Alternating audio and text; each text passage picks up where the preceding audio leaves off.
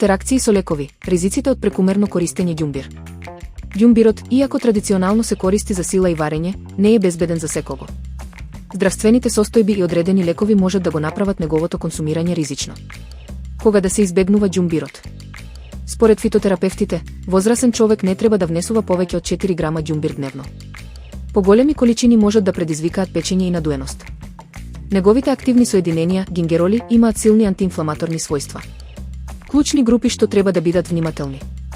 Нарушено згручување на крвта. Ѓумбирот го разредува крвниот проток, што е ризично кај лица кои земаат лекови за разредување на крвта, антикоагуланси. Трудници, може да ги засили грчевите на матката во подоцнежните недели од бременоста. Лекарски совет е задолжителен. Пред операција, се советува прекин на консумирање најмалку 2 недели пред хируршка интервенција поради ризик од пообилно крварење. Воспалителни заболувања на цревата, може да ги влоши симптомите на улцеративен колит. Редовна терапија. Активните состојки може да влијаат на метаболизмот на лековите за срцеви заболувања или одредени онколошки медикаменти. Заклучок, природно не е секогаш еднакво на безбедно. Умерената употреба е корисна, но лицата со хронични заболувања или оние што земаат редовна терапија, мора да се консултираат со лекар пред секојдневно користење.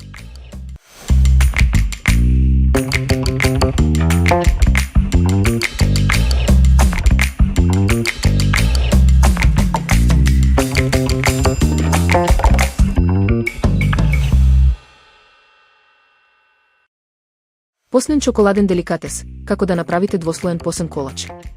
Состојки.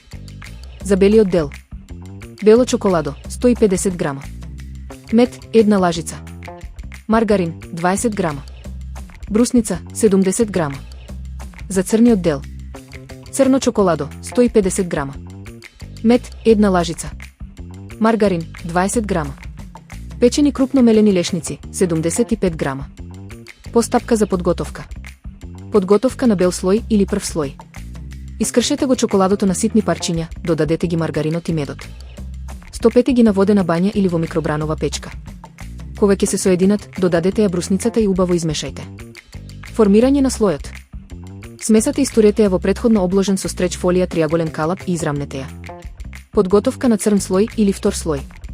Повторете ја истата постапка со црното чоколадо, маргаринот и медот. На крај, додадете ги крупно мелените лешници во стопената смеса. Смесата ја истурате врз белиот дел и убаво ја измазнувате. Стегнување и сечење. Калапот оставете го во фрижидер да се стегни, не му треба многу време. Потоа сечете парчиње.